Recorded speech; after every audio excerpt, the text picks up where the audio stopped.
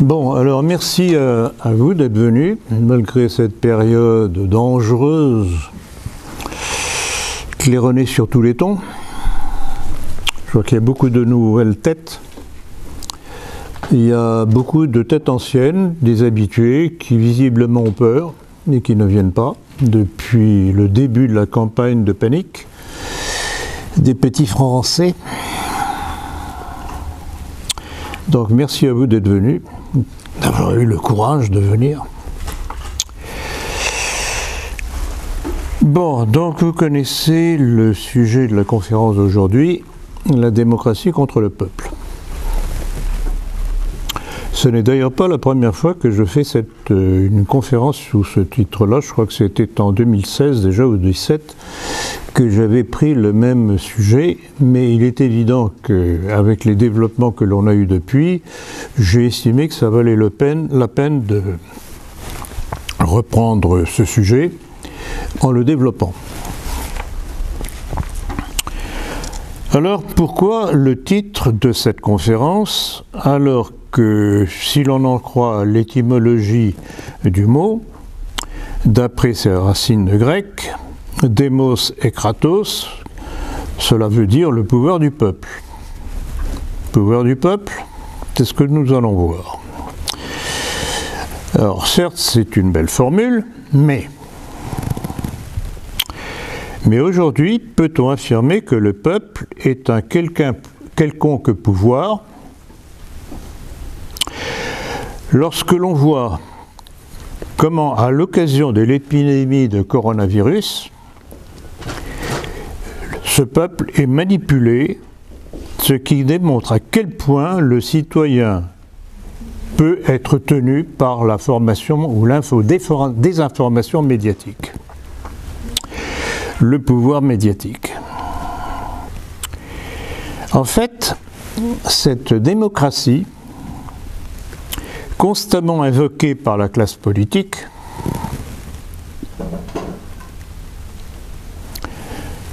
que représente-t-elle en fait, au-delà du mot? Quelle est son origine? Y a-t-il une bonne démocratie? Et si oui, laquelle? Première observation, la démocratie moderne, inspirée de la vision de Périclès et popularisée par Athènes, dont ce fut le système de gouvernement, ne fonctionnait que dans une petite structure de la taille d'une cité. Et caractéristique essentielle, seuls votaient les citoyens d'Athènes, pas les métèques, métoïkos, les étrangers, même résidant depuis longtemps à Athènes, qui n'avaient aucun droit de vote. Il s'agissait donc d'une citoyenneté justifiée par le droit du sang. Contrairement à aujourd'hui, où du fait des directives du Grand Orient de France, depuis 1998, si je ne me trompe, on est passé du droit du sang au droit du sol. Ce qui fait que toute personne d'origine étrangère naissant sur le sol français devient automatiquement français, sans même qu'il en ait fait la demande. Et sans même qu'il en ait les mérites pour l'obtenir. On peut donc considérer la démocratie athénienne comme une sorte d'aristocratie électorale, puisque réservée à un petit nombre de citoyens tirant leur autorité et leur légitimité de leurs origines. Pourtant, en dépit de cette prérogative, on ne peut pas dire que le système démocratique athénien, avec ses parlottes sans fin comme en toute démocratie, et l'instabilité liée aux élections périodiques, comme dans toute démocratie, ait été un régime stable. C'est démêlé avec Sparte, avec la Macédoine, avec Troie, n'ont pas tourné au bénéfice de la dite démocratie athénienne. Si vous connaissez, si vous avez encore quelques souvenirs de l'histoire grecque, c'est tout de même très intéressant à retenir comme leçon. Et c'est là l'une des tares originelles de la démocratie élective inorganique, du fait de l'instabilité constante du système, qui fait qu'à chaque élection, tout est remis en cause, et donc il ne peut pas y avoir de dessein national, puisque périodiquement, tout est remis en cause. Et donc un manque de stabilité. Or, tout ce que l'on peut construire a besoin de durée. En fait, cette démocratie, même élitiste, telle qu'elle était à Athènes, n'était en fait qu'une constante, comme dans toute démocratie, qu'une guerre latente, une guerre civile latente, en vue du gain de l'élection qui allait suivre. Il n'y avait donc aucune stabilité, et c'est là la terre originelle de ce genre de système de démocratie inorganique. Et puis, on en arrive au développement qui allait s'en faire sous la monarchie. Et pas simplement en France, mais dans tous les pays européens de l'époque, où la démocratie allait évoluer et se transformer dans le cadre des corporations de métiers.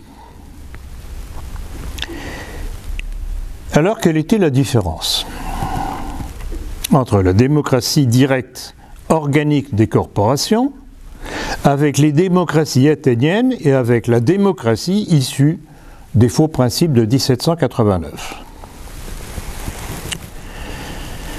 Le fondement de la démocratie organique des corporations découlait de la consultation directe du peuple dans ce qu'il connaissait directement de par ses activités professionnelles, sociales et paroissiales. Donc, il jugeait en fonction de ce qu'il connaissait par proximité du fait de l'exercice de sa propre profession, sans intermédiaire de presse qui n'existait pas à l'époque. Donc, quand il décidait quelque chose, il le décidait en fonction de sa propre expérience directe. J'insiste bien là-dessus.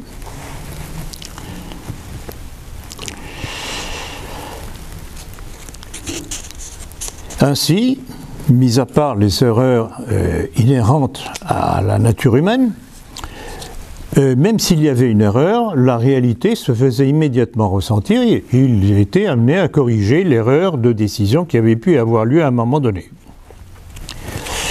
Donc voilà, c'est tout de même une notion importante qu'il faut avoir.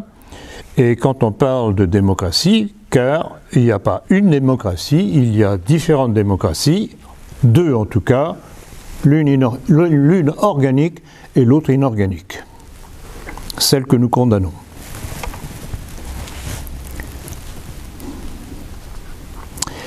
En outre, les corporations de métiers étaient dirigées par des citoyens élus par leur propre, dans leur fonction, par leur qualité d'efficacité et d'honnêteté que leurs électeurs constataient au fur et à mesure de leur activité dans le cadre du métier.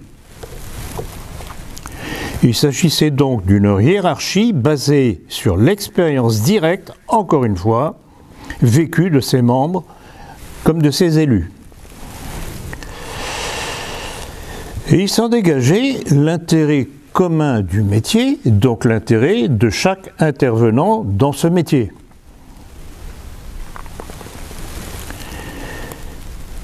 Et donc cela profitait à l'épanouissement de leur métier, à la stabilité de l'ensemble de la société dans laquelle ils baignaient, et c'était sur ces bases que fonctionnait la monarchie de l'époque.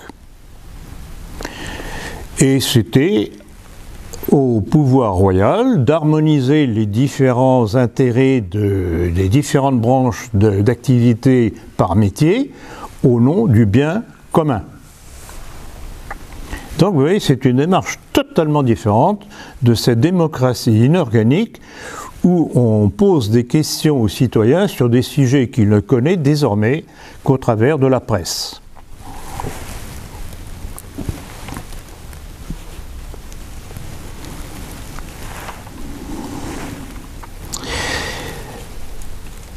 Il est évident que dans ce nouveau système dit démocratique, chaque individu finalement se trouvait complètement isolé de ses racines, de ses activités sur lesquelles il pouvait donner un avis en parfaite connaissance de cause, et il était amené à juger de sujets qu'on proposait à son appréciation qu'au travers de la vision médiatique.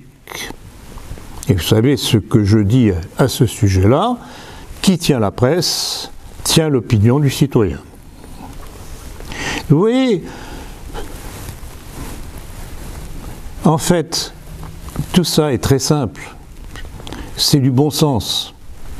Et en général, c'est pour cela que les gens de bonne foi, quand ils entendent cette analyse, cette critique, comprennent tout de suite. Dans chaque métier, médecin, architecte, ingénieur, on demande l'avis aux membres de cette profession en fonction de leur profession. Donc on demande l'avis à des gens qui savent de quoi ils parlent. Eh bien en démocratie inorganique, pas du tout. On demande aux citoyens des avis sur des choses dont ils n'ont la vision que par la presse, tenue par qui vous savez. Donc là, c'est ça qui fut le grand tournant. Et je dirais que ce fut là l'astuce machiavélique des auteurs de la Révolution de 1789 de transformer un vote organique adapté à la réalité, connu directement par le citoyen, en vote inorganique sur sujet qu'il ne connaissait pas directement. D'où la possibilité de manipulation des populations.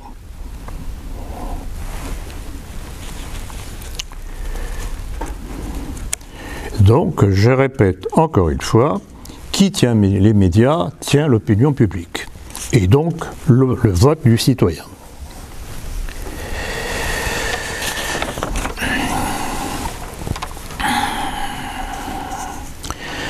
Alors, il est évident que, à partir du moment où on a compris que le vote du citoyen dépendait de l'information médiatique, il est évident que qui tient les médias tient le vote du citoyen, mais alors là se pose la question subsidiaire,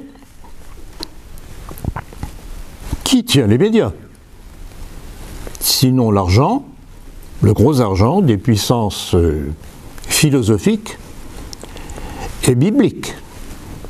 Suivez mon regard. Et c'est comme ça que cette démocratie inorganique évolue fatalement par sa logique interne, par sa perversion interne, en plutocratie, c'est-à-dire le gouvernement par l'argent.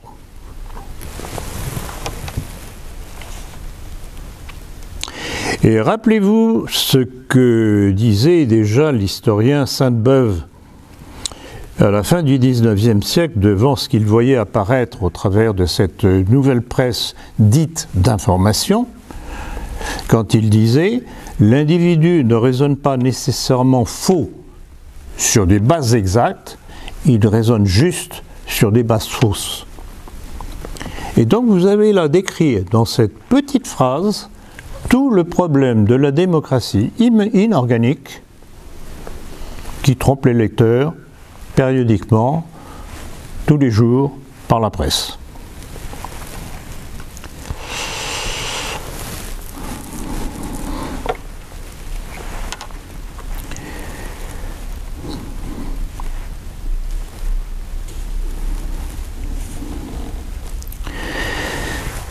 Et alors, pour ceux qui douteraient de ce qu'on est en droit d'appeler l'escroquerie démocratique, Je voudrais rappeler certains petits détails, certaines déclarations significatives qui démontrent le mépris du peuple et de son avis en démocratie. Par exemple, celle de David Rockefeller lors de la conférence des Bilderberg à Baden-Baden en juin 1991, dans lequel il prônait, je cite, la souveraineté d'une élite intellectuelle et de banquiers mondiaux. De son côté, Leo Strauss, l'une des figures majeures de l'intelligentsia juive américaine, expliquait fort bien comment y parvenir et le poids de l'action des élites juives sous couvert de néoconservatisme.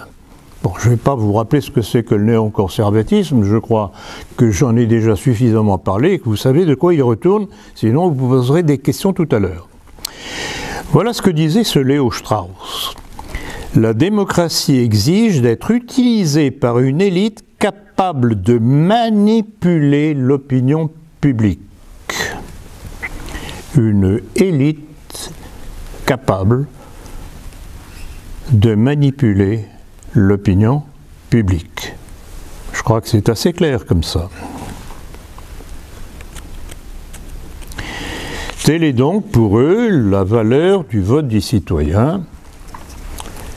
Mais ce que Rockefeller et Strauss le disaient, il n'y avait rien de nouveau. Déjà, un certain Adam Weishaupt, le fondateur des Illuminés de Bavière, l'avait fort bien dit près de 2 siècles auparavant. Quand il disait, je cite, « C'est dans l'intimité des sociétés secrètes qu'il faut savoir préparer l'opinion. » Quel est le commun dénominateur entre ces 3 personnes qui montrent leur mépris du citoyen? Je vous laisse conclure par vous-même pour ne pas être poursuivi.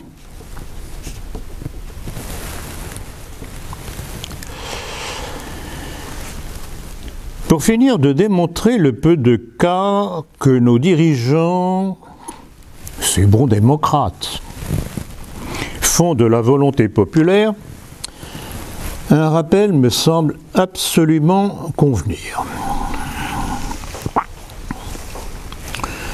Rappelez-vous, lorsque le 29 mai 2005, les Français avaient refusé par 54,87% des voix la Constitution européenne, que Jacques Chirac avait proposé bien imprudemment par référendum, on aurait pu croire que l'affaire était jugée puisque le peuple souverain s'était prononcé. Douce illusion. Pas plutôt élu, un certain Nicolas Sarkozy allait refaire passer la même chose sous un autre nom, le traité de Lisbonne, qui fut ratifié effectivement à Lisbonne par les 27 membres de la communauté européenne. C'était le 13 décembre 2007. Mais encore fallait-il que ce soit avalisé par le peuple français, qui 2 ans auparavant avait dit non. Pas de problème, qu'à cela ne tienne. Au lieu de refaire passer ce projet du traité de Lisbonne, qui était la copie conforme de ce qui était proposé sous le terme de Convention européenne, eh bien, il le fit passer par le voie des députés. Les députés. Ah oui, vous savez, ces gens qui sont censés représenter leurs électeurs.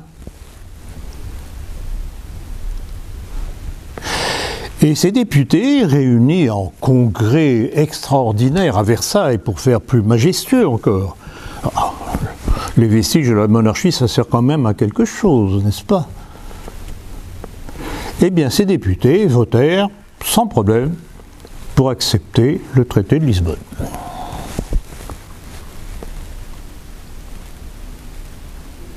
C'est magnifique, ça. Normalement, le peuple élut des députés pour représenter ses volontés, ou tout au moins, c'était l'imagerie qu'en donnait Montesquieu. Rappelez-vous.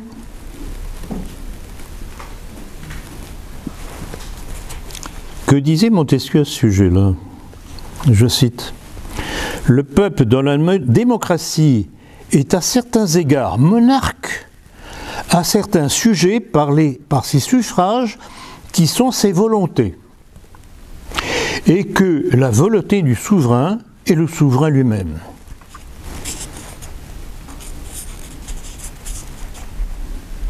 Je n'ai pas besoin de peigne, moi. Mais avec une phrase pareille, il y aurait besoin d'un peigne pour essayer de comprendre ce qu'il veut dire.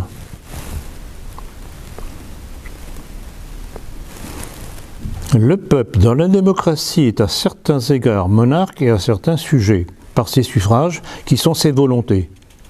Alors, comme c'est curieux, quand ça passe par référendum, donc par consultation directe du peuple, il dit non, et quand ça passe par ses députés qui sont censés le représenter, il dit oui.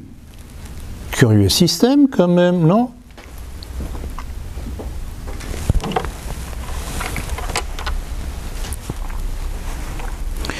On touche là donc du doigt à l'aliénation qui découle de l'escroquerie démocratique. Aliénation que l'on retrouve dans tous les domaines, y compris pour la santé,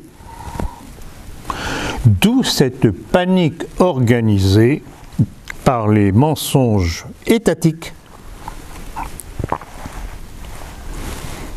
que le peuple ne perçoit même pas. Promenez-vous dans les rues, regardez le nombre de gens masqués, bâillonnés, même en voiture, qui le mettent. Ah, ils risqueraient d'être contaminés ou de contaminer.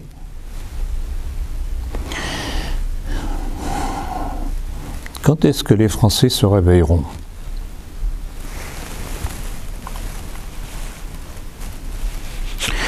Donc voilà, comme avant-propos du fond de cette conférence, c'est ce que je voulais faire comme rappel sur le fondement de la démocratie telle qu'on la vit aujourd'hui, donc de l'escroquerie démocratique.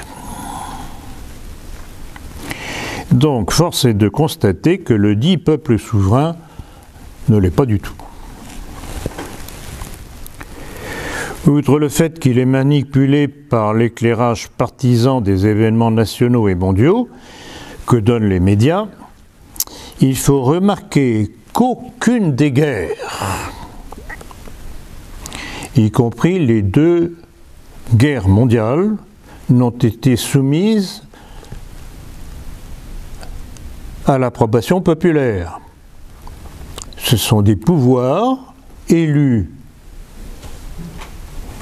au travers des députés qui ont décidé de ces guerres sans demander l'avis du peuple.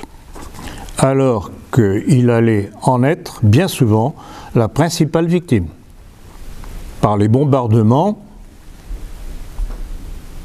alliés de la Deuxième Guerre mondiale, ce qui se poursuit jusqu'à aujourd'hui.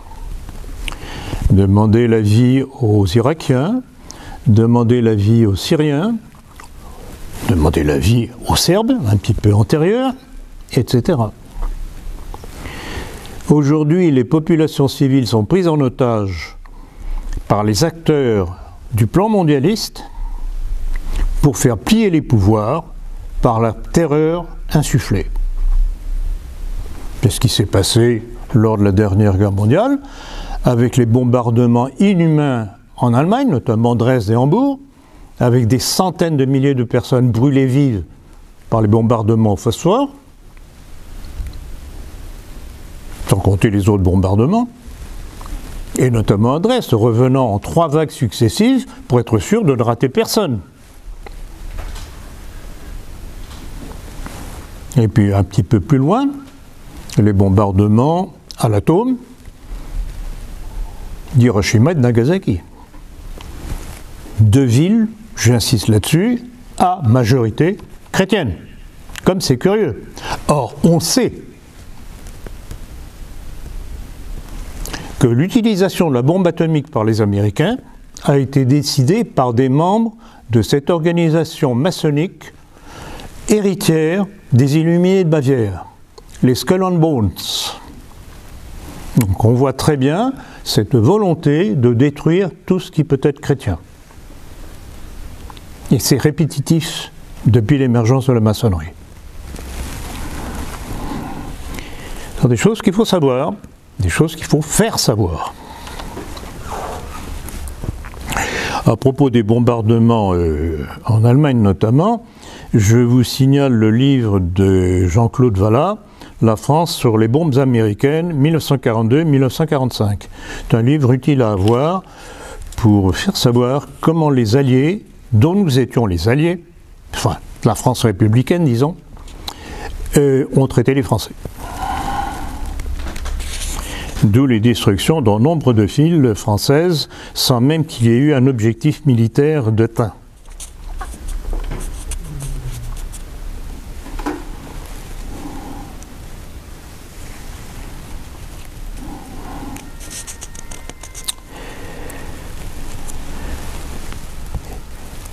Quand on voit cela, comment s'étonner de l'évolution, justement, de ce pouvoir qui fait fi de la volonté populaire quand, pour une fois, elle n'est pas trompée par les médias. Et c'est comme ça qu'on verra l'évolution, et on peut dire en résumé qu'on est passé, en relativement peu de temps, de la peur des attentats à la peur sanitaire. Alors, la peur des attentats, c'est très intéressant. Bon, disons qu'en gros, pour ne pas revenir trop en arrière, mais il y a toujours des antécédents, il y a toujours des ancêtres à tout, on peut dire que cette peur a commencé à être mise en marche par les attentats du 11 septembre 2001 à New York. Et cela faisait suite déjà à une tactique de panique des populations au travers d'une chose dont j'ai déjà traité, les attentats de cette organisation étrange, mystérieuse, qu'on a appelée Gladio. Ça vous dit quelque chose? Vous me poserez des questions tout à l'heure si vous voulez. Donc, au travers de cette terreur insufflée aux populations, ces pouvoirs démocratiques, s'il vous plaît, allaient imposer des règles tout à fait antidémocratiques, supprimant pan par pan les libertés civiques. Et on a eu l'exemple notamment aux États-Unis avec ce que l'on a appelé le Patriot Act, l'acte patriotique, s'il vous plaît, confié par George W. Bush à l'amiral franc-maçon John Poindexter, qui mettait en fiche tous les citoyens américains, pas simplement des immigrés potentiellement dangereux, des musulmans immigrés potentiellement dangereux, tous les citoyens américains. Puis on a eu en France l'équivalent, sous l'action de messieurs Valls et Cazeneuve, réduisant eux aussi progressivement nos libertés civiques. Pour notre protection, bien sûr. Ah oui, mais c'est curieux, mais ça n'a pas été très efficace contre les attentats suivants. Mais ça a servi, par contre, et ça c'est évident, à supprimer nos libertés civiques.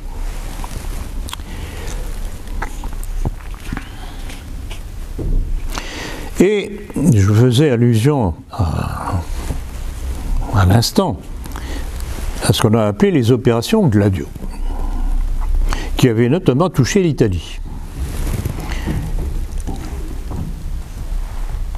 Et il est intéressant de revenir là-dessus parce que c'est très, très, très démonstratif de cette barbarie de ceux qui nous dirigent.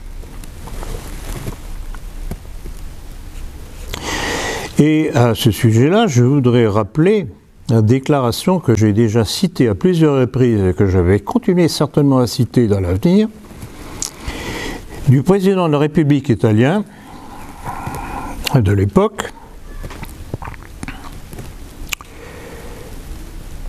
Francesco Cossiga. C'était dans le Corriere della Sera, c'est le grand journal du soir en Italie, du 30 novembre 2007. Et voilà ce qu'il disait. C'est un président de la République, tout de même d'un des pays majeurs de l'Union européenne. Les attentats du 11 septembre 2001 ont été planifiés et exécutés par la CIA américaine et par le Mossad israélien avec l'aide du monde sioniste en vue de mettre en accusation les pays arabes et pousser les pays occidentaux à s'engager dans les guerres d'Afghanistan et d'Irak, puis sans compter les autres qui sont venus. Alors, imaginez bien quand même, pour qu'un président de la République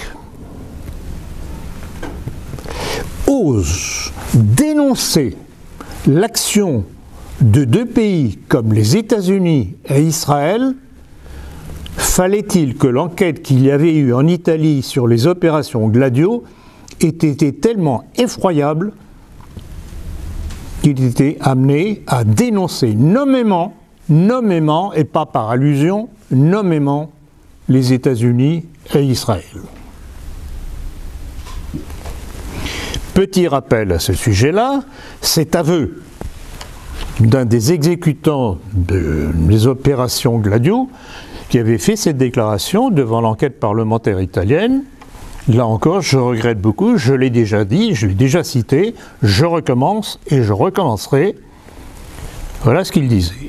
Nous devions cibler dans nos explosions les civils, c'est-à-dire les femmes, les enfants, notamment ceux qui n'avaient rien à faire avec la vie politique, et ce pour que les citoyens aient recours à l'État, à la recherche de sécurité et de protection.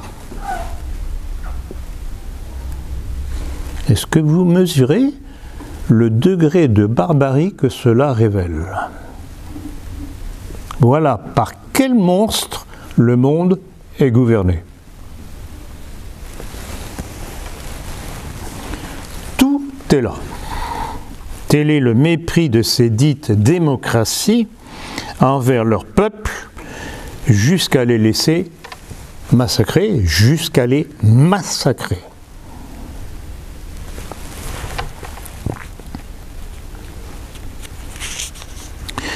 Et alors, les attentats sous fausse bannière, Dieu sait si j'ai bataillé là-dessus, comme vous le savez, qui allaient prendre la relève des attentats Gladio, qui étaient attribués aux communistes à l'époque. Et en fait, cette tactique des attentats de l'opération Gladio avait pour but, sous prétexte de combat, de menaces communistes, de souder les pays européens derrière les Américains. C'était une opération de domination de l'Europe par les États-Unis. Donc, ce que l'on peut appeler des attentats sous fausse bannière dans un but bien déterminé. Et il est intéressant de voir comment l'épouvantail communiste a été remplacé par l'épouvantail islamiste sous fausse bannière. Parce que quand on gratte un petit peu les choses, je crois que j'en ai déjà parlé suffisamment dans de précédentes conférences, on découvre curieusement une certaine main qui dirige. Besoin d'un petite caricature de profil de préférence.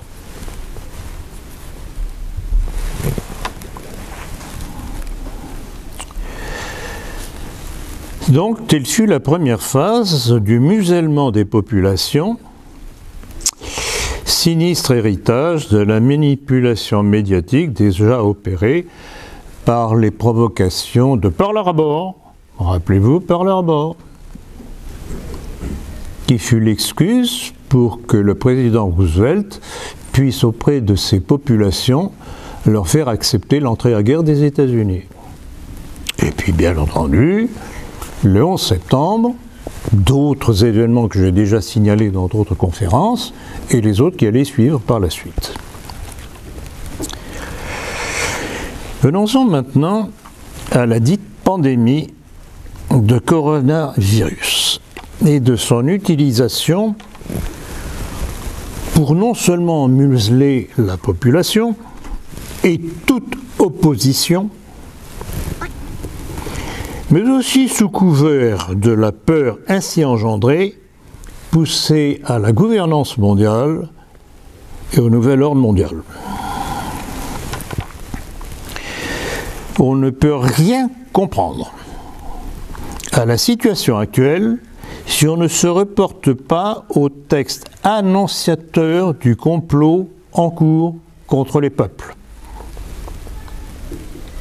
tel celui que je cite constamment, vu sa signification, de Jacques Attali, dans l'Express du 11 juin 2009, repris par Wikistrike, donc vous pouvez le trouver, je n'invente rien, vous pouvez le trouver, Wikistrike du 15 mars 2020, donc tout récemment. Voilà ce qu'il annonçait. L'histoire nous apprend que l'humanité n'évolue significativement que lorsqu'elle a vraiment peur.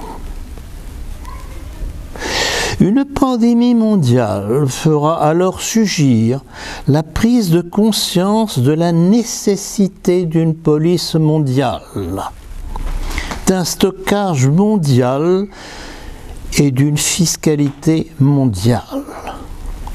On en viendra alors beaucoup plus vite que l'on n'aurait jamais permis une seule raison économique à mettre en place les bases d'un véritable gouvernement mondial.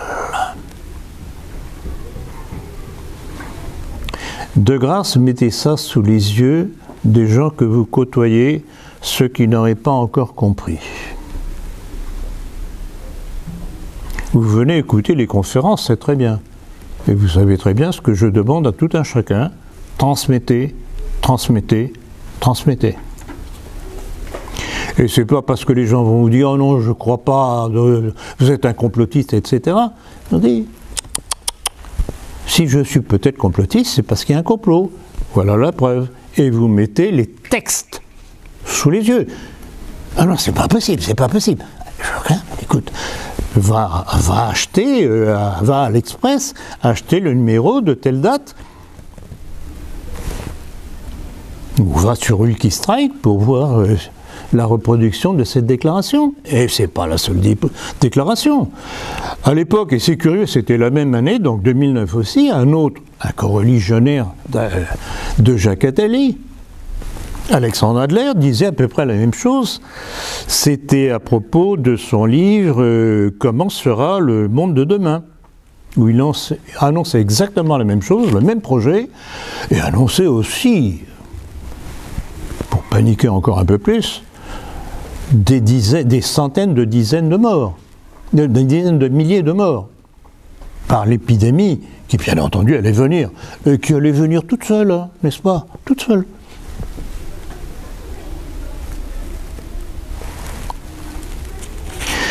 Donc là où le crash financier de 2008 n'avait pas réussi à obtenir ce qu'ils en escomptaient, eh bien une bonne petite pandémie, un petit peu instrumentalisée, allait pouvoir faire l'affaire. Et voilà comment on manipule le peuple souverain.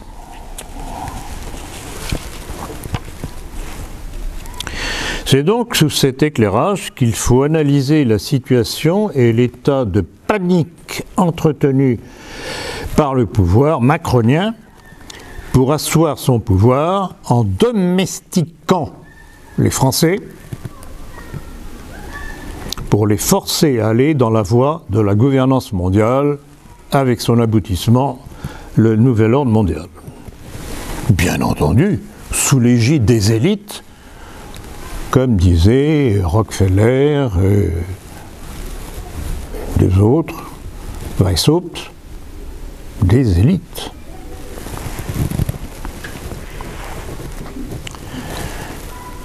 Donc, à leurs yeux, vous n'êtes pas une élite.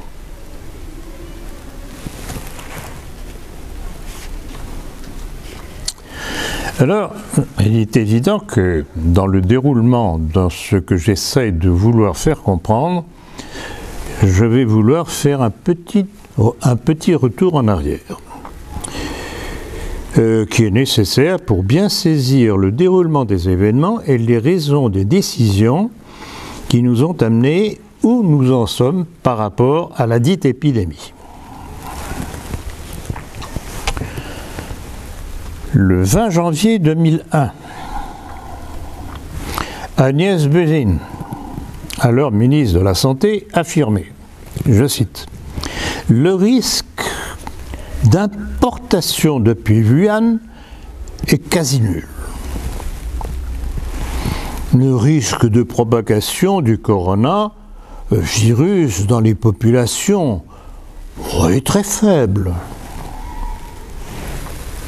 Puis, comptant sur le manque de mémoire des Français, dans un entretien au journal Le Monde du 17 mars dernier, changement de décor. Elle affirmait vertueusement qu'elle avait été parfaitement au courant de l'ampleur que prendrait l'épidémie de coronavirus, qu'elle avait mis en garde Emmanuel Macron et Édouard Philippe dès le mois de janvier.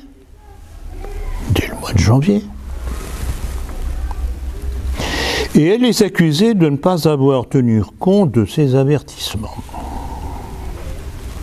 Or, elle-même, n'avait-elle pas fait pour faire face à l'épidémie qu'elle annonçait et pourquoi avait-elle démissionné puisqu'elle disait qu'elle était au courant de ce qui allait se passer? Donc en fait, elle refilait, si je peux dire, la patate chaude à son successeur, Véran, à Olivier. Alors elle pleurnichait. Ah mais c'est vraiment une habitude dans cette communauté. Elle pleurnichait. Quand j'ai quitté le ministère, je pleurais. Parce que je savais que la vague du tsunami était devant nous. Je suis parti en sachant que les élections n'auraient pas lieu. Alors pourquoi est-elle partie?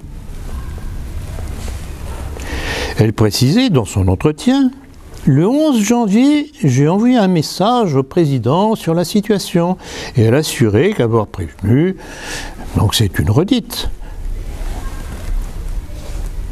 de sa part, avoir prévenu Édouard Philippe dès le 30 janvier pour l'avertir que les élections ne pourraient avoir sans doute pas lieu. Alors, en résumé, si on l'en croit, le 11 janvier, elle alertait le président de la République de l'épidémie, mais ne faisait rien pour préparer notre pays à affronter cette épidémie qu'elle voyait venir. Et le 20 janvier, elle osaignait publiquement tout risque d'épidémie en France. 11 janvier, elle alerte le président. 20 janvier, elle dit qu'il n'y a pas de danger. Est-ce que vous êtes conscient de ce que cela veut dire? Agnès Buzyn est donc une menteuse criminelle.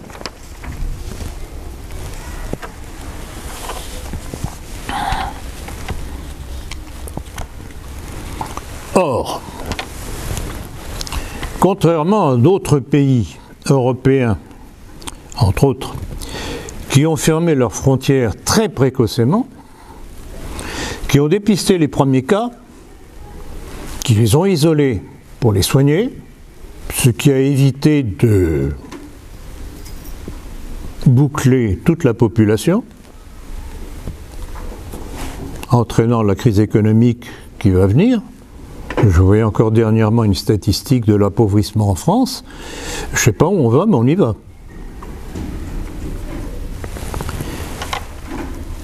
Donc voilà à quoi aura abouti la politique de cette élite élue par les citoyens français, manipulés par les médias.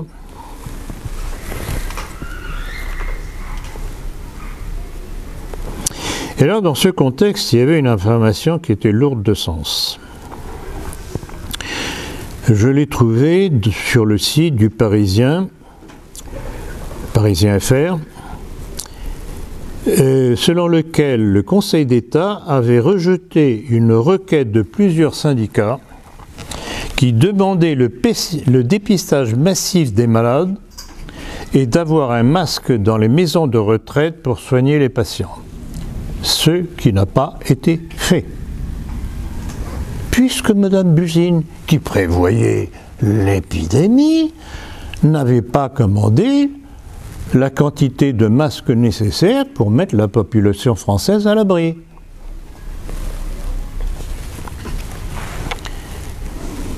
Vous voyez, ce sont des petites informations comme ça qui passent de façon très fugace et qu'il est bon de piquer au vol très rapidement parce que souvent on ne les retrouve pas par la suite. Petit nettoyage des écrans.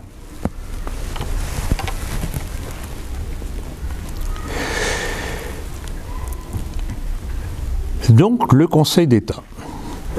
Or, qui faisait partie du Conseil d'État, entre autres à l'époque? Sinon l'opposant acharné au professeur Raoult, un certain Yves Lévy, le propre mari de Madame Agnès Buzyn, qui était aussi l'ancien président de l'INSERM, nommé conseiller d'État extraordinaire le 10 octobre 2019, donc par M. Emmanuel Macron.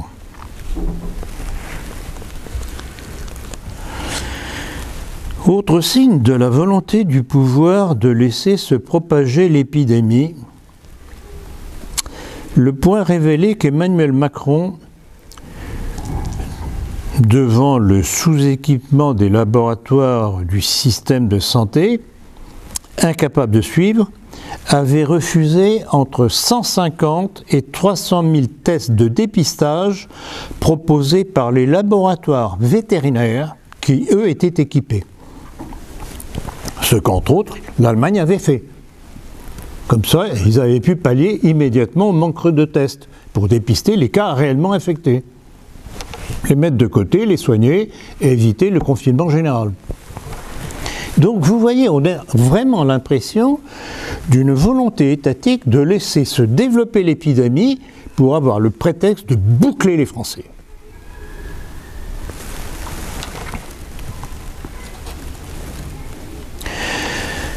Que dire aussi de l'étrange entêtement du pouvoir à ne pas autoriser la délivrance de l'hydroxychloroquine, sous prédiction médicale, par les pharmacies, alors que dans le même temps, on apprenait par,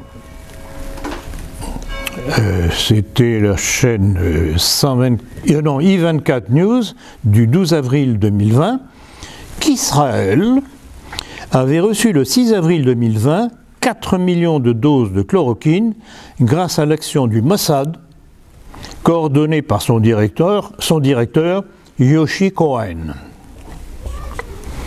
Quant à Benjamin Netanyahou, Premier ministre d'Israël, il se félicitait des millions de doses de chloroquine que son pays avait réussi à obtenir, mais sans doute ne savait-il pas que ses coreligionnaires Agnès Buzyn et Jérôme Salomon avaient inscrit par décret du 13 janvier 2020 la chloroquine parmi les substances vénéneuses.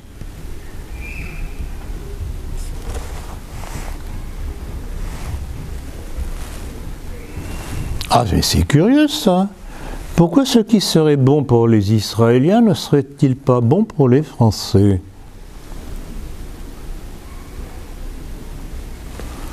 Ou bien est-ce que le peuple israélien peut supporter sans danger l'hydroxychloroquine que les Français ne pourraient pas supporter? Non, mais est-ce que vous vous rendez compte de ce que cela veut dire comme intention?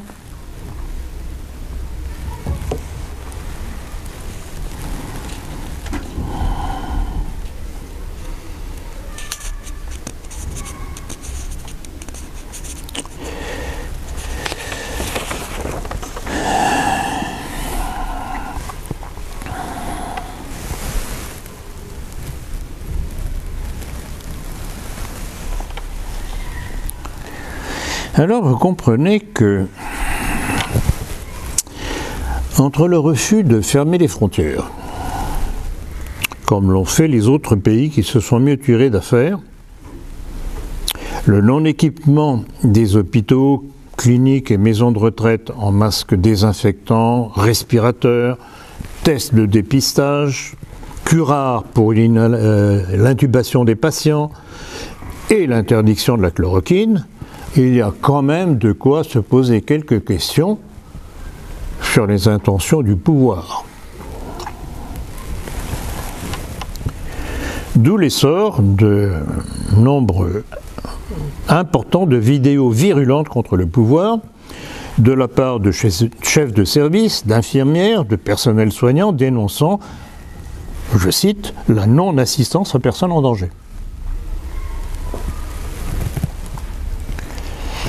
L'émission de LCI du 23 mars avec maître Fabrice Di Vizio, l'avocat d'un de ces collectifs qui à l'époque représentait 600 médecins, il y en a beaucoup plus aujourd'hui, avait porté plainte contre Agnès Buzyn et Édouard Philippe, et cette émission était très révélatrice. Et aux journalistes qui s'indignaient que cette plainte, je cite, faisait perdre confiance aux Français envers le gouvernement et s'opposait à l'union nationale que demandait Emmanuel Macron, il s'attirait la réponse de maître Di Vizio: comment voulez-vous faire confiance à des gens qui vous mentent? Et bon. De même, dans un entretien de mars, le 26 mars, dans le média Indépendance Marcel, le professeur Raoult avait déclaré « Il y aura une enquête parlementaire après tout ça, et elle sera sanglante ». On y reviendra peut-être tout à l'heure, peut-être à l'occasion des questions. Plus révélateur encore, cette étrange épidémie, pandémie, le site Sputnik révélait. Écoutez bien. La chaîne 12 de la télévision israélienne avait dévoilé un rapport secret de novembre 2019, dans lequel le gouvernement américain mettait en garde Israël contre l'arrivée d'un virus mortel. Ah, comme c'est curieux. Comment pouvaient-ils le savoir s'ils n'en étaient pas les auteurs? Et on en a la confirmation par cette autre information du site non-conformiste américain Veterans Today du 17 avril 2020 qui disait ceci. En 2017, une étude soutenue par la CIA élabora le Covid-19 à l'Université de Caroline du Nord. Cela faisait partie d'un programme secret de l'ère Bush dans un but de guerre bactériologique. Dans un but de guerre bactériologique. N'est-ce pas là la signature de l'origine de cette pandémie?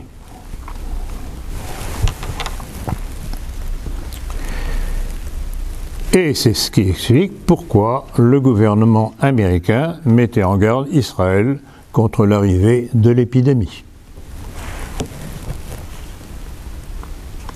Cela explique aussi et surtout que les deux pays les plus touchés dès le début furent la Chine et l'Iran, deux pays qui, avec la Russie, sont en but à l'affrontement économique et militaire avec les États-Unis.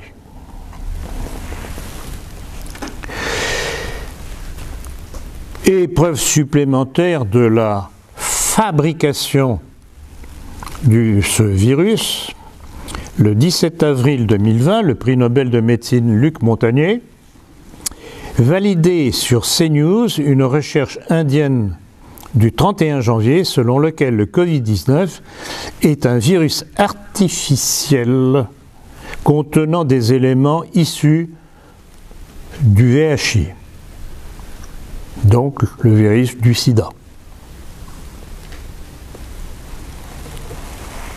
Donc, ne pouvant avoir été le hasard de croisements aléatoires de la nature, mais fabriqué de main humaine. Voilà ce que ça veut dire.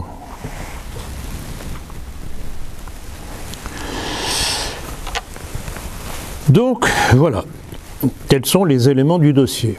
Tels sont les éléments de l'accusation que nous portons. Et dans ce contexte, les récentes déclarations d'Henry Kissinger, le trop connu Henry Kissinger, et de l'ancien Premier ministre britannique Gordon Brown, appelant à la création d'un gouvernement mondial pour lutter contre le coronavirus, rejoignaient entièrement les vaticinations de Jacques Attali et d'Alexandre Adler. Oui, tout se tient, tout s'emboîte, tout s'explique. En outre, ces invocations mondialistes prennent prétexte de la pandémie pour imposer, comme le voudraient Bill Gates et les mondialistes, une vaccination mondiale avec le traçage, comme vous le savez, des individus par l'inclusion d'une petite pupuce. C'est pour ça, tout est fait pour affouler les foules, pour inconsciemment les incliner à accepter la vaccination qui permettrait de revenir à une situation normale. Voilà comment on induit les réactions. C'est du réflexe conditionné. Rappelez-vous, autrefois, on parlait du réflexe de Pavlov. Eh bien, ça tient de cela. C'est pour cela que tout est fait pour affoler les foules, sous l'avalanche de chiffres incontrôlables, ceux donnés notamment par Jérôme Salomon, arrière-petit-fils du capitaine Dreyfus,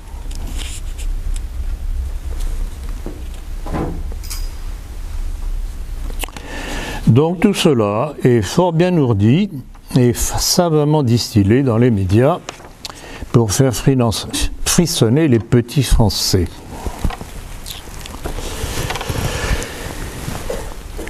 Pire encore, le canard enchaîné relayé par le Midi Libre révélait le 6 mai 2020 qu'Emmanuel Macron avait été informé très précocement des dangers du coronavirus par l'ambassadeur de France à Pékin, Laurent Billy, qui l'avait alerté dès décembre 2019 des dangers du virus alors signalé à Wuhan. Soit plusieurs semaines avant son arrivée en Europe, sans que ni Emmanuel Macron, ni Jean-Yves Le Drian, ministre des Affaires étrangères et accessoirement membre du Grand Orient, il faut le savoir, n'ait voulu tenir compte de l'avertissement. Donc on ne peut même pas dire que nos dirigeants n'aient pas été avertis par différents canaux et on ne peut que constater qu'ils n'en ont pas tenu compte. Volontairement. Pourquoi ?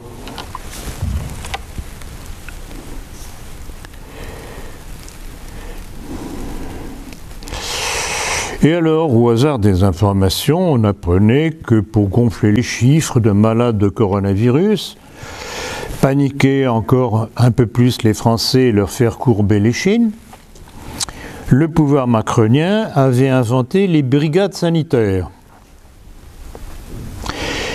et proposé aux médecins, je pense que vous l'avez vu aussi, 55 € par patient catalogué, soit porteur du virus, soit mort du virus.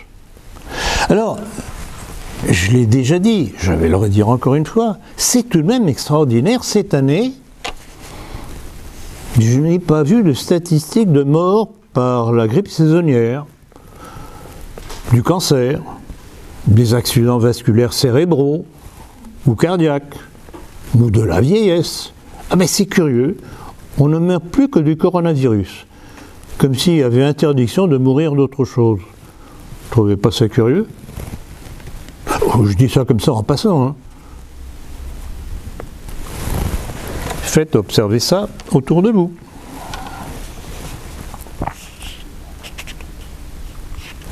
Et puis, pour essayer d'empêcher tout de même ces affreux complotistes de tromper le peuple, le pouvoir crée un site qui s'appelait Desinfox Coronavirus. C'était tout simplement pour dire ce qui est vrai et ce qui ne l'est pas. Donc la vérité de l'État. C'est ça la démocratie, mesdames, mesdemoiselles et messieurs. C'est ça la démocratie, plaignez-vous. Vous les avez élus, enfin peut-être pas vous, mais les autres.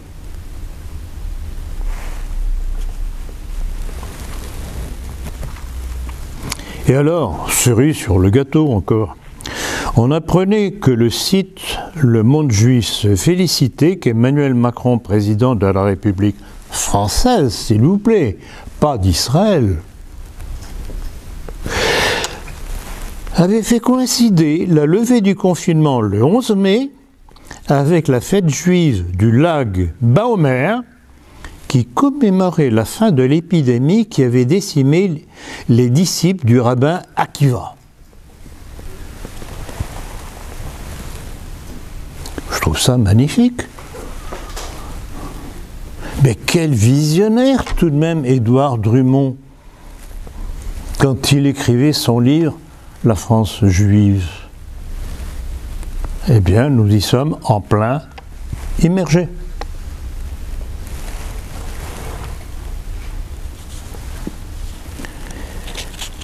C'est ainsi. Alors, autre chose aussi qu'il faut relever,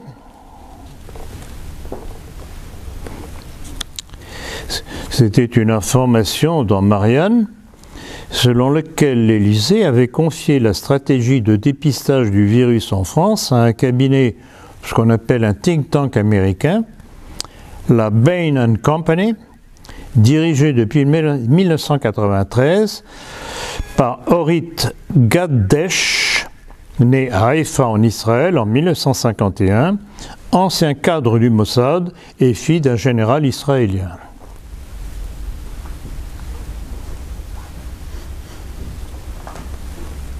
Trouvez ça normal? Et c'est ainsi que pas moins de 50 millions d'euros seront partis dans les caisses de cette entreprise juive au détriment de l'emploi en France. Telle est donc la mainmise juive sur la France à l'aide du maran Emmanuel Macron. Et pendant ce temps, les Français, tétanisés par la peur de l'épidémie, que le pouvoir a laissé volontairement se propager, sont mis en condition pour accepter la vaccination générale, poussée, comme je l'ai dit tout à l'heure, pour leur bien, bien sûr, au profit de Big Pharma, de Bill Gates, de la haute finance juive et du complot mondialiste. Je voudrais tout de même pointer du doigt le comportement de l'ordre des médecins, qui, dans ce contexte, n'a rien trouvé mieux face aux menaces que faisait peser le professeur Raoult par ses déclarations et par les résultats qu'il obtenait contre ce complot en marche, il le menaçait de radiation. Ça a été fait d'ailleurs quelques temps plus tard pour le professeur Péronne, pour les mêmes raisons. Ces vilains petits méchants canards de professeur Raoult, Péronne et autres qui osent dire ce qu'il ne faudrait surtout pas que les Français sachent.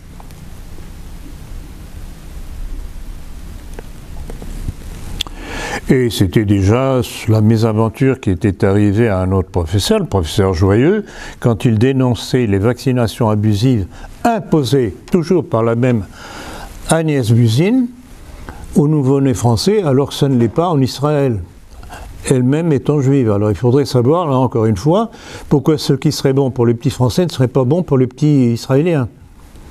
Vous ne croyez pas qu'il y a moyen de se poser des questions? Quelques raisons de se poser des questions.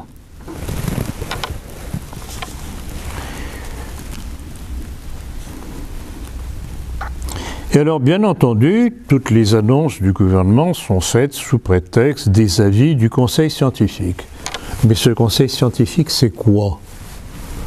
Ce sont, oui, des scientifiques, paraît-il, mais nommés par qui? Nommés par le pouvoir. Et dans le dernier numéro de la politique, que vous avez ici d'ailleurs, on a fait le relevé de tous les scientifiques de France et de Navarre, comme on disait autrefois, qui ont été subventionnés par Big Pharma. Et là, c'est très curieux, très révélateur. Un laboratoire revient systématiquement. Le laboratoire américain Gilead, dont on connaît les attaches avec Israël. C'est le principal contributeur de l'appui financier à certains scientifiques français. Je vous livre ça à votre appréciation, comme ça, en passant, par hasard.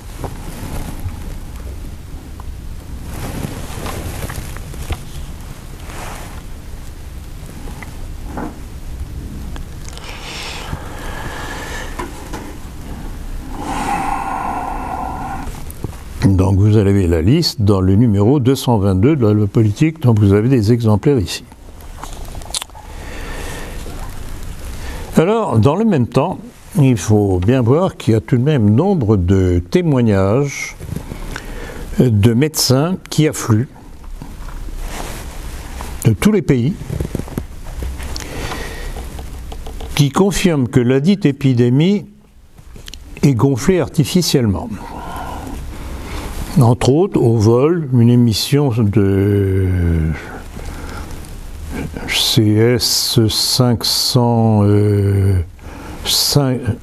S5E14, je ne connaissais pas.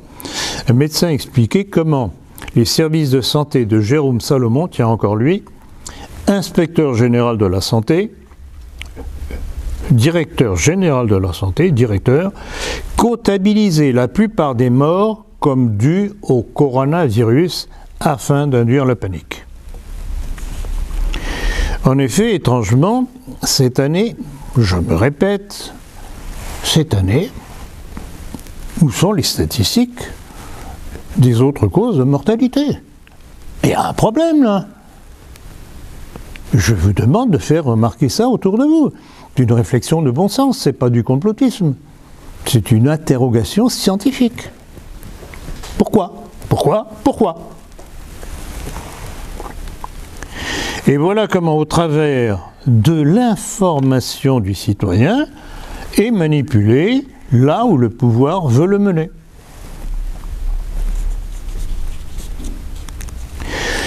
Une pétition de médecins belges, pour une fois, parce qu'on ne peut pas dire que les Belges soient des foudres de guerre dans ces problèmes-là. Il n'y a pas de Belges parmi eux. Ma femme est belge. Publié par Réseau International du 24 septembre 2020, confirmé. C'est un petit peu long, mais je vais tout de même vous citer ça. C'était le un petit peu la découverte, le ras-le-bol de braves gens qui se rendent compte qu'ils ont été cocufiés. Je cite.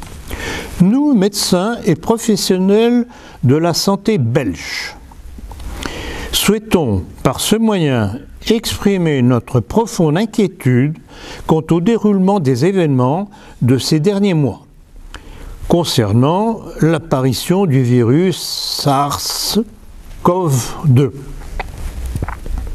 Nous faisons appel aux politiciens pour qu'ils s'informent de manière indépendante et critique dans le processus de prise de décision et dans la mise en œuvre des mesures obligatoires visant à protéger contre le coronavirus.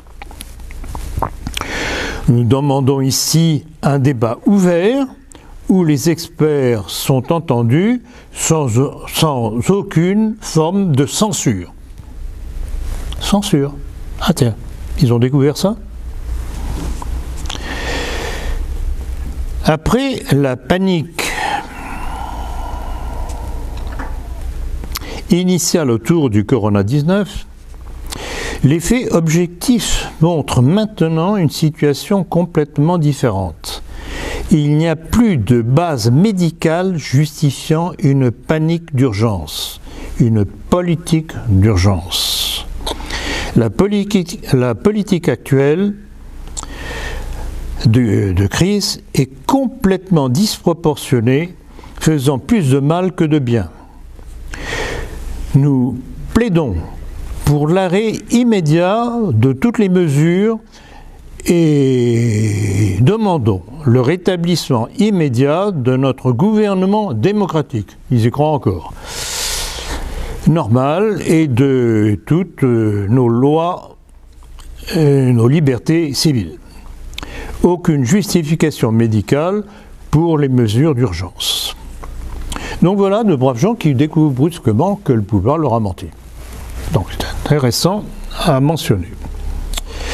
Et au-delà des illusions démocratiques de ces braves médecins, de mes chers confrères belges, cette pétition démontre quelle est la réalité devant la campagne publique organisée, pas simplement en France, mais partout, par les gouvernements dits démocratiques soumis au plan mondialiste.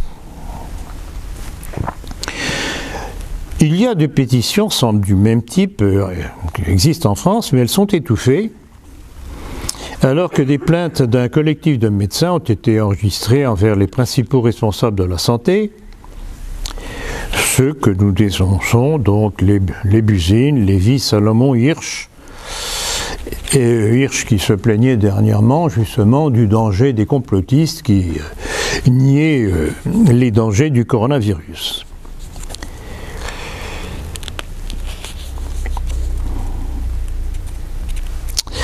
Et dans un des derniers numéros de la politique, je crois que ça a dû être le dernier ou l'avant-dernier, je rappelais une déclaration assez intéressante à signaler d'un constitutionnaliste juif américain, Alan Djershowski,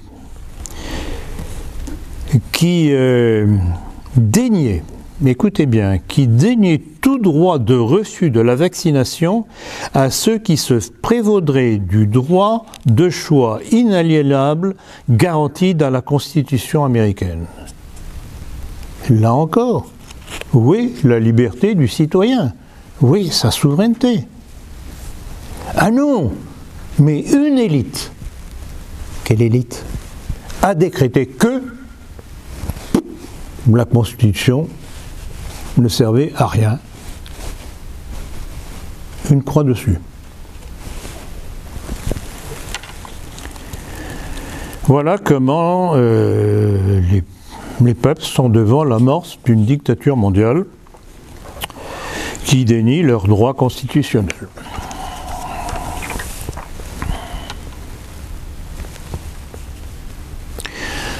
Je dirais que le pire dans cette situation, ce qui m'épouvante le plus, c'est la passivité des Français.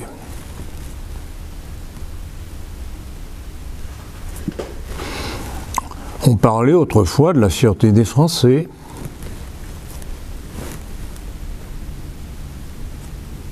Comment en est-on arrivé là, à ce degré de soumission uniquement par la peur sanitaire insufflée par le pouvoir. J'avoue que c'est du grand art.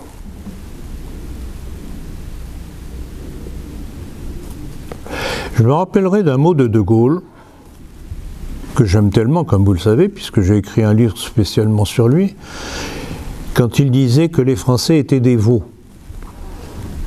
Pour une fois, il n'avait pas tort, mais il avait beaucoup participé à ça, en massacrant ceux qui n'étaient pas d'accord avec lui, à la dite libération-épuration.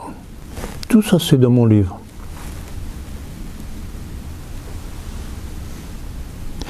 Je ne dirais pas aujourd'hui que nous avons là, avec les Français d'aujourd'hui, l'écume de ce qu'était la France.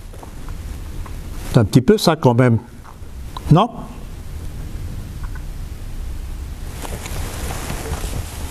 Voilà pourquoi, à chaque fois, de la Révolution dite française à la dite libération-épuration, les révolutionnaires ont fait le nettoyage pour liquider les vraies élites de la nation.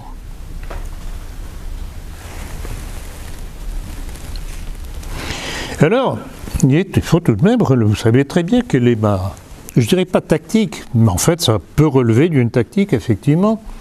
Vous savez très bien que même si je critique très souvent une certaine communauté au plan national et international,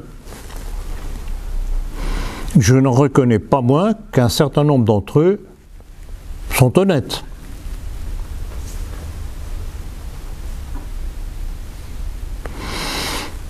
J'ai souvent fait allusion à Annick Rigel,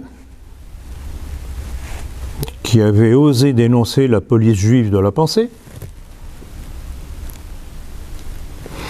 J'ai fait allusion dans le dernier numéro de La Politique à l'entretien entre Aaron Rousseau et David, je ne sais plus si c'est David, mais en tout cas Rockefeller, qui démontre. Donc voilà deux juifs qui s'entretiennent, Rockefeller qui annonce tranquillement. Rothschild. Oui. Rothschild, oui, vous avez raison. Donc, qui annonce tranquillement à son coreligionnaire, croyant qu'il serait d'accord avec lui, tout ce que eux, juifs, veulent faire pour le monde, pour leurs propres intérêts, et qui se heurte à l'étonnement d'abord, puis au scandale d'Aaron Rousseau, un juif honnête. Et c'est ce que j'ai voulu faire transparaître à travers de cet éditorial. Donc, vous savez très bien, je me refuse à amalgamer tout le monde dans le même sac. C'est vrai pour l'islam, et le comportement par rapport au racisme ordinaire, etc. C'est vrai par rapport à l'antisémitisme. Il faut savoir de qui on parle. Et dénoncer uniquement ceux qui sont nocifs. Donc voilà ce que je voulais tout de même un petit peu souligner à ce propos-là. Et bon, ce n'est pas terminé. Si je parle, j'ai fait ce petit intermède, c'est pour arriver à cette déclaration du professeur Toubiana. Le professeur Toubiana est juif. Et ce professeur Toubiana rejoint les propos du professeur Raoult, du professeur Perron, du professeur Toussaint. Il faut tenir compte de ça.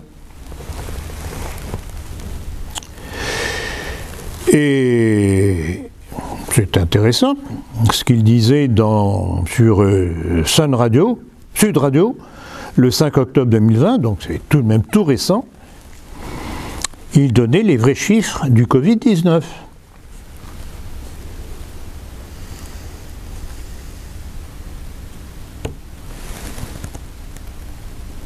Pour lui, 96% des tests Covid sont faux. Et c'est sur ces bases fausses qu'un certain Jérôme Salomon continue à paniquer les Français. Donc j'insiste bien, professeur Toubiana, juif lui-même, qui a l'honnêteté de dire « mais écoutez, on vous trompe ».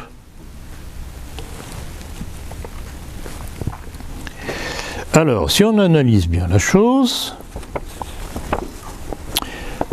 si 96% des tests sont en fait négatifs,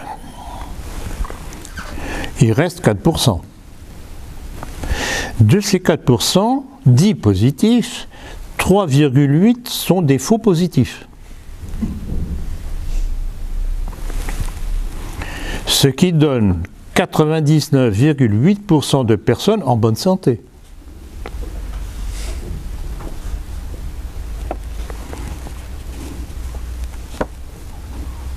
Et 0,2% de malades potentiels sur 140 000 malades en France.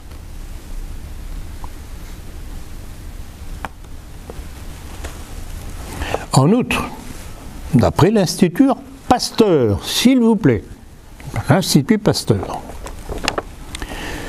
le taux de létalité, c'est-à-dire le pourcentage de gens malades du coronavirus qui vont mourir, est de 0,53%,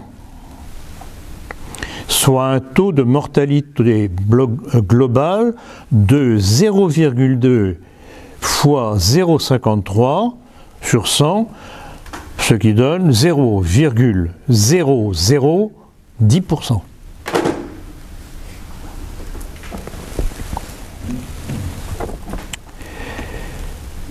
Alors, rapporté à la population française de 70 millions d'habitants, on obtient ainsi 70 millions fois 0,00106 égale 742 morts. Tiens, je croyais que c'était 32 000. Vous avez compris ?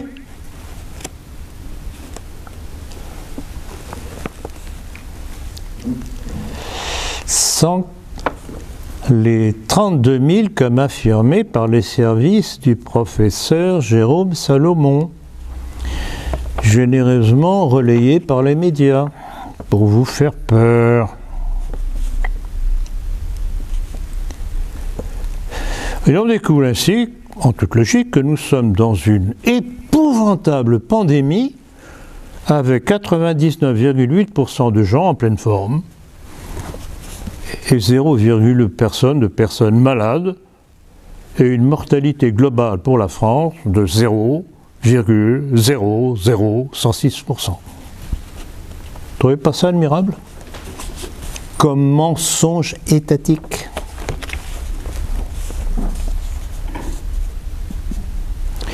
Ainsi, non seulement les chiffres de décès réels du coronavirus sont truqués, nombre de morts d'autres causes lui étant attribuées, mais la campagne de dépistage poussée par le pouvoir, pourquoi croyez-vous qu'il y a quelques semaines, le nouveau Premier ministre disait qu'il voulait que chaque semaine, il y ait 1 million de dépistages. Parce que plus vous dépistez, plus vous trouvez des cas positifs, évidemment, parce qu'ils ont été au contact. Mais ça ne veut pas dire qu'ils soient malades. Je suis persuadé que moi, je suis porteur. Parce que j'ai été au contact quand je suis venu à Paris pour les dernières conférences, etc. Et vous tous, très certainement. Alors, si on vous teste, si on me teste, mais vous êtes porteur. Et donc, sur les statistiques, c'est-à-dire, voilà, là, l'épidémie progresse. C'est ça l'arnaque.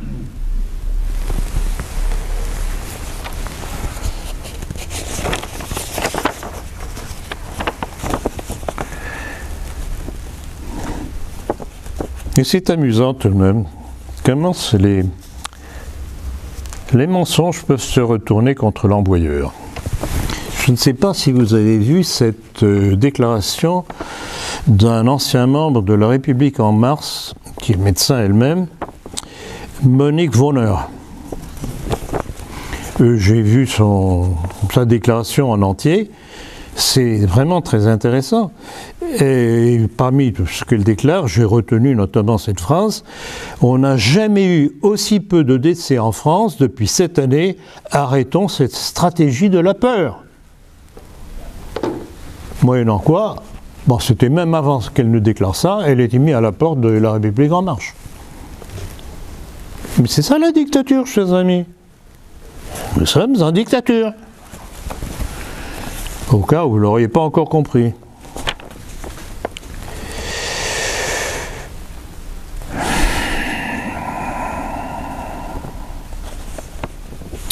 Et puis, comme ça, en passant, cette autre petite information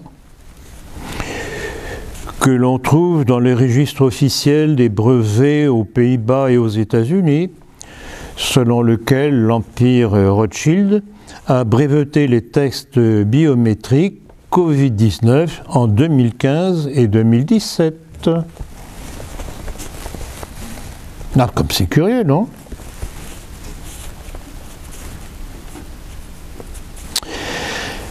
Et voilà, chers amis, mesdames, mesdemoiselles, messieurs, de 1789 à 2020, la démocratie a fait son œuvre de destruction. Voilà comment on est passé de l'escroquerie démocratique à son aboutissement, la dictature démocratique, en marche vers la dictature mondiale messianique. Je vous remercie de votre attention.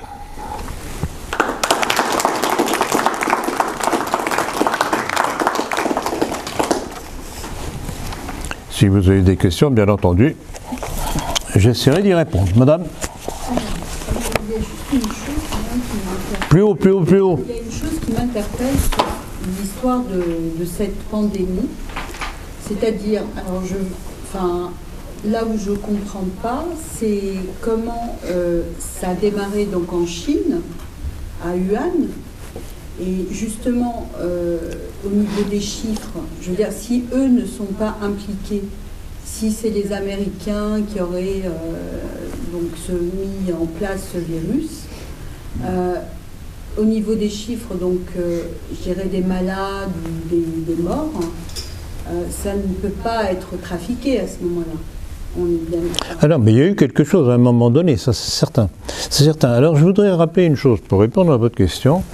Il y a plusieurs mois, notamment dans la politique, et je crois qu'on en avait fait allusion dans un entretien, il y a une information qui m'était passée sous les yeux qui était assez étrange. Les Chinois avaient découvert que des représentants d'une université américaine, je ne me rappelle plus laquelle c'était, passaient leur temps à collecter de l'ADN de Chinois. Voulez-vous me dire pourquoi faire? Alors, l'impression que j'ai, il y a certainement des pans d'ombre dans toute cette histoire de pandémie. Donc les chiffres que je vous ai donnés sont les chiffres pour la France dans la situation actuelle. Il est certain qu'il s'est passé quelque chose en Chine, et je pense que le virus a été introduit en Chine. Comme en Iran, sinon on ne voit pas pourquoi, dès le tout début, ce sont les deux pays qui ont le plus trinqué. Et les deux pays les plus en but à l'impérialisme américain. Mais je répète encore, sur cette pandémie, on ne sait pas tout, notamment dans ses débuts. Mais rappelez-vous deux textes que j'ai cités tout à l'heure. Ce site israélien qui annonce que les États-Unis ont prévenu Israël de la venue de l'épidémie, et deuxièmement le site américain Veterans Today qui dit que c'était préparé déjà de l'ère Bush en vue d'une guerre bactériologique. Ce sont des faits, ce ne sont pas des suppositions, ce sont des faits vérifiables. Et pourquoi les Américains, dans ce cas, ne se sont pas plus protégés, enfin... Mais écoutez, il faut savoir aussi que dans le but de ces élites, comme ils disent eux-mêmes, ils veulent supprimer le maximum de monde sur la surface de la Terre, parce qu'ils estiment que pour leur survie, il faut être moins nombreux. Bon, on peut dire qu'effectivement, il y a un petit peu trop de monde sur la Terre et que ça pourrait poser un jour un problème. Mais ce sont des gens qui ne voient que leur intérêt et que la mort de centaines... Mais j'ai cité, c'était lors de l'épidémie de la grippe H1N1, j'avais cité entre autres déclarations une citation d'une scientifique anglaise et une d'un scientifique ou une scientifique américaine qui disait carrément il y a trop de monde sur Terre, il faut en faire disparaître. Donc pour les élites, y compris américaines, mais qui ne sont pas américaines, faire disparaître quelques centaines de milliers d'Américains ou millions d'Américains, c'est pas leur problème. Ou même milliards. Ou même milliards. Exactement.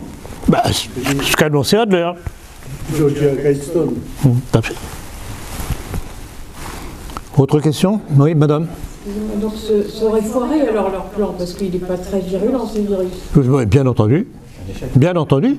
Mais c'est pour ça que malgré tout, ils essayent de paniquer en truquant les chiffres. C'est pour ça qu'ils truquent les chiffres. C'est que leur truc ne tient pas. Ils ont intérêt à pérenniser Pardon ? Ils ont intérêt à pérenniser ces mensonges par rapport à leur état mondial. Ils ne peuvent pas revenir en arrière, ils sont tellement autour de leurs mensonges. Ils ne savent pas s'en sortir. En fait, ils ne peuvent progresser qu'à l'abri du mensonge. Voilà. C'est la conclusion qu'on peut en tirer. Autre question ?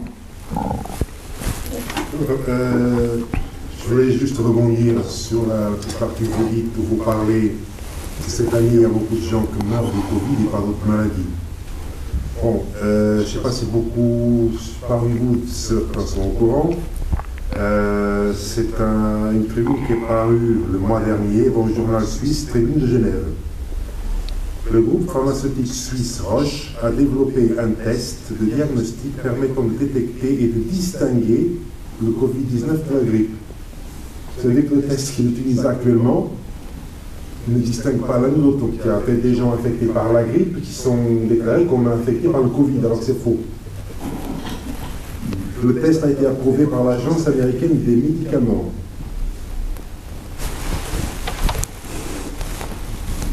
Et d'autres choses, une déclaration de M. Michael Ryan, qui est le directeur des situations d'urgence de l'OMS. Donc il dit 2 millions de morts probables si rien n'est fait contre la pandémie. Probable. Si toutes les mesures possibles ne sont pas mises en œuvre pour combattre le Covid-19, le bilan humain pourra atteindre des chiffres vertigineux. La planète pourrait connaître 2 millions de morts, soit le double de ceux tués jusqu'à présent par le coronavirus. Un chiffre très probable pour l'Organisation mondiale de la santé.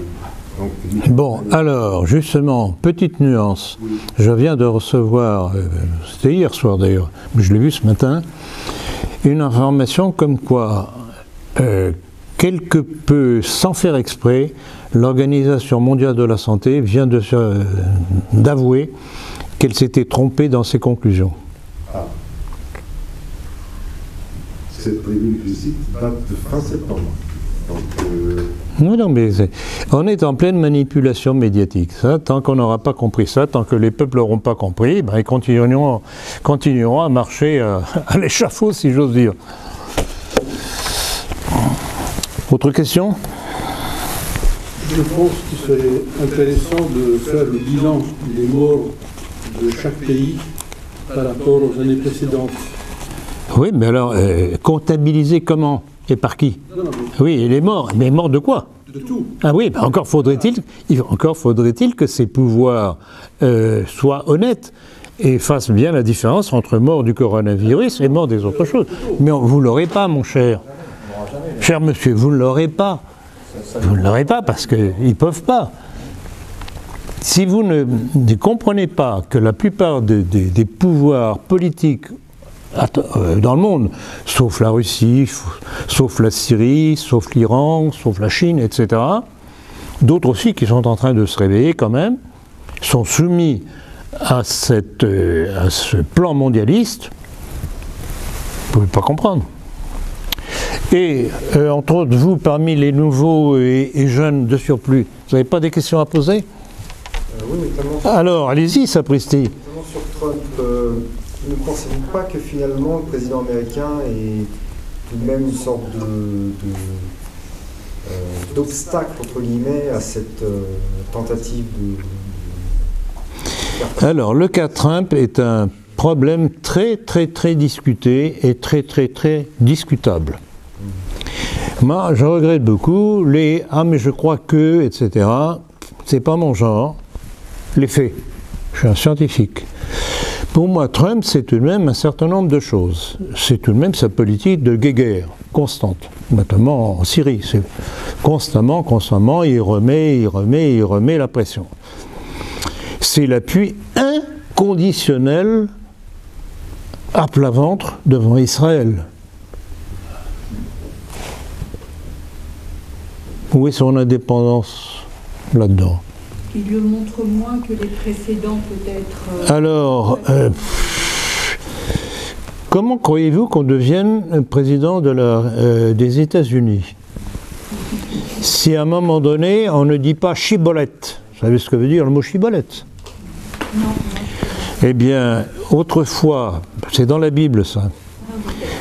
Et pour éviter les infiltrations chez eux, les Juifs avaient trouvé le moyen, au travers d'un mot que l'on prononce à notre façon chibolette, tous ceux qui étaient juifs le prononçaient à la juive, tous ceux qui n'étaient pas juifs prononçaient mal, donc ils étaient détectés.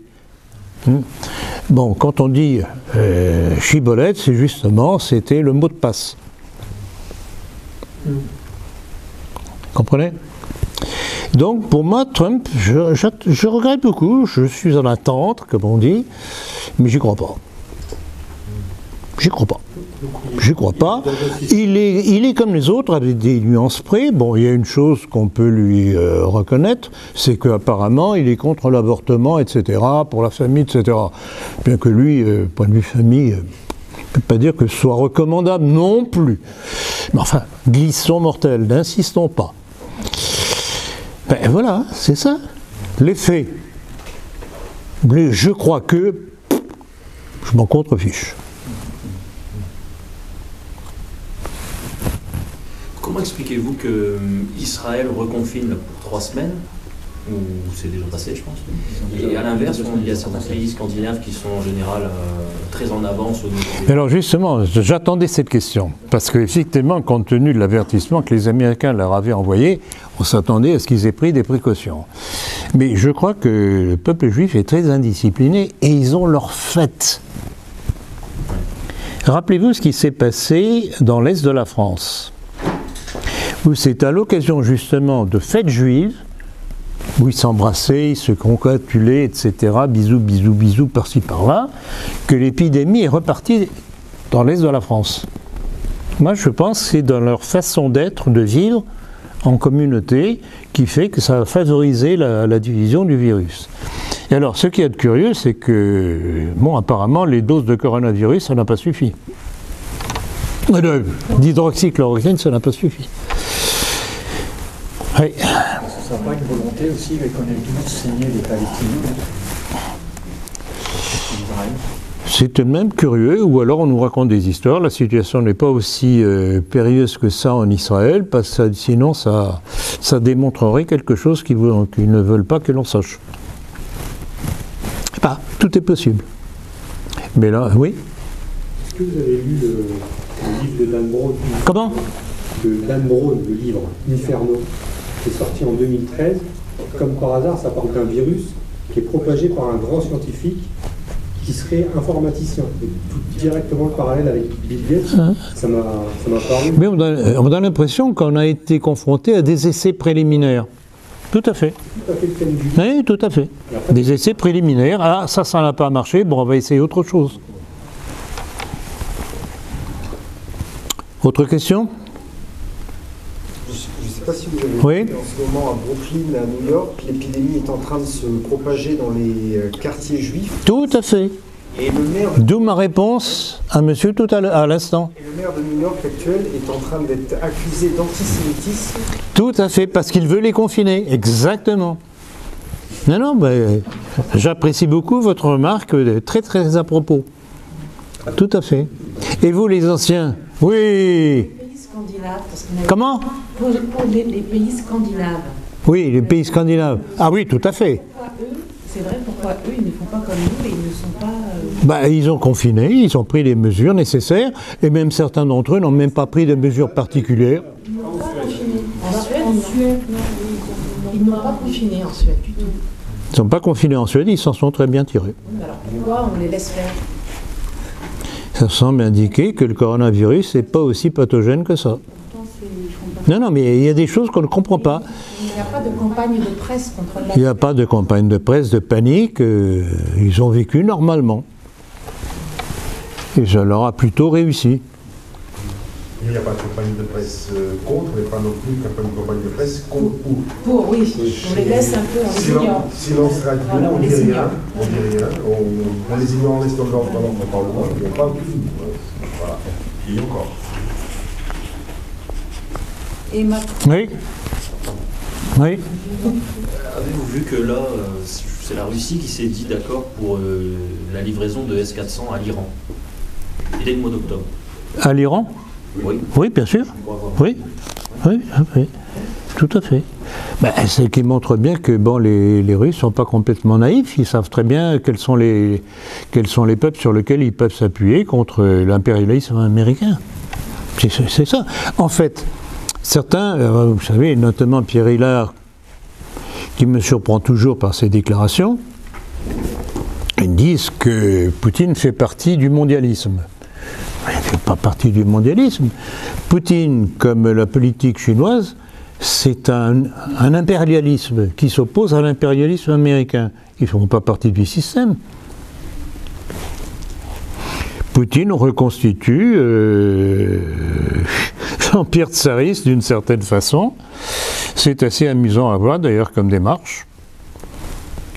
Il a recréé la puissance russe, et c'est pour ça qu'on parlait ce matin lors d'un entretien que Trump aurait avoué un petit peu de façon idiote qu'il aurait voulu bombarder la Syrie, mais qu'il ne l'avait pas fait.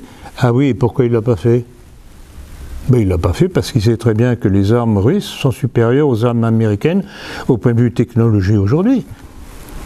Et que même si elles sont plus nombreuses que les armes russes, les Russes ont notamment des capacités de brouillage. Comment se fait-il qu'il y ait autant de problèmes avec les bateaux américains actuellement qui se rentrent dedans, qui ont des petits problèmes?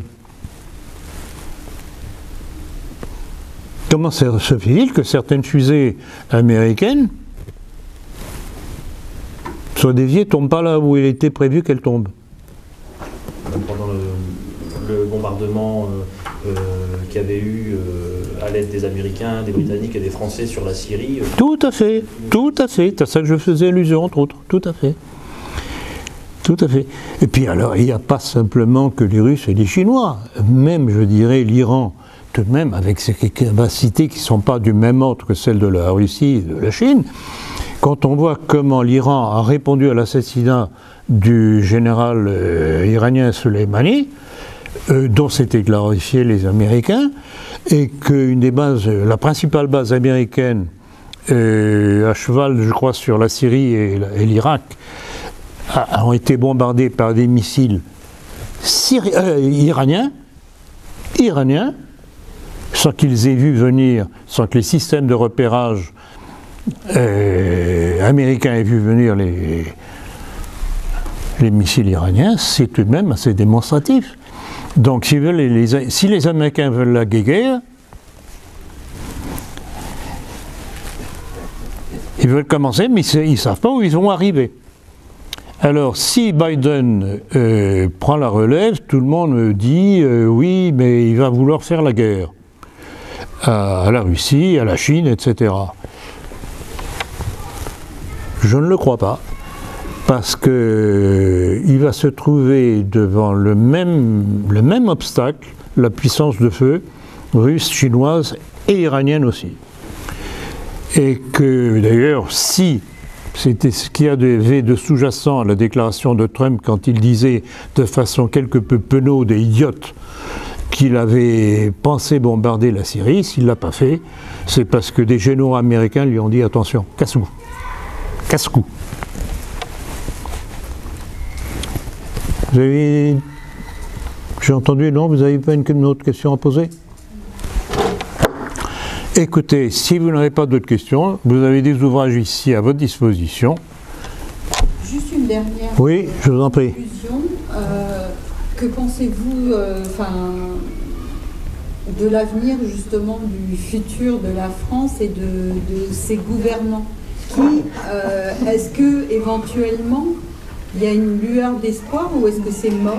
Enfin voilà. Vous connaissez la fameuse déclaration de Maurras que tout désespoir en politique est une sottise absolue. Bon, je crois que les peuples peuvent être trompés à un moment, mais tout le temps, je ne crois pas que ça puisse durer constamment. Et notre rôle, votre rôle, est justement d'alerter autour de vous pour que progressivement, de plus en plus de Français comprennent comment on les manipule. Ce n'est qu'à partir de là qu'on pourra espérer qu'on renverse ce pouvoir. Mais si même si on renverse ce pouvoir, le prochain... Mais ça, on n'en sait rien. On n'en sait rien. On commence par faire le nettoyage. On commence par faire le nettoyage.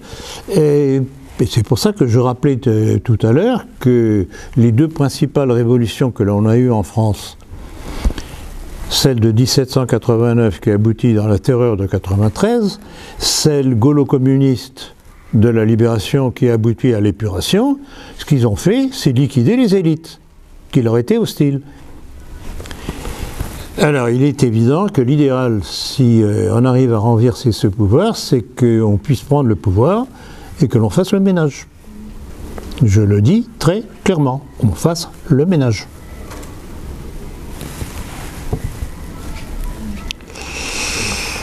Oui.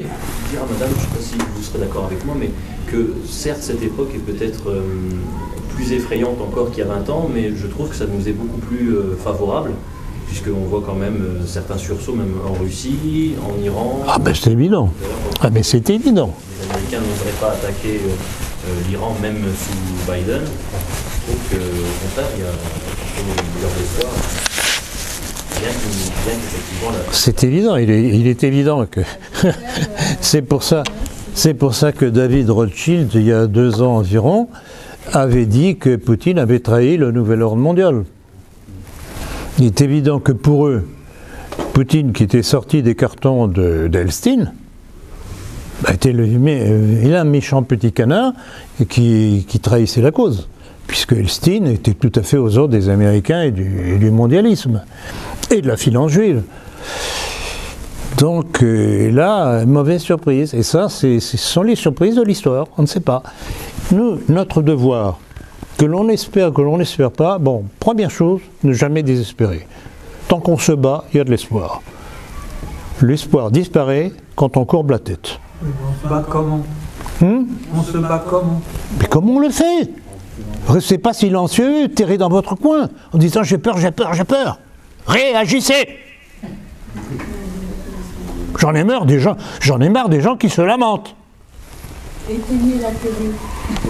Oui, au contraire, c'est là arrivé. Ah bon? On va la caméra tourner. Ah oui, bien sûr. Vous allez voir. Bon, allez, on arrête là-dessus? Bon, merci.